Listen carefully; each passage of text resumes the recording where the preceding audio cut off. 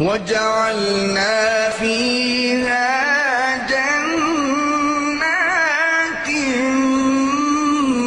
من نخيل وأعناب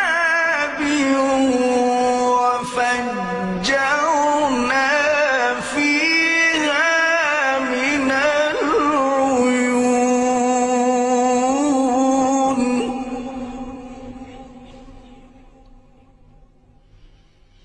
ليأكلوا من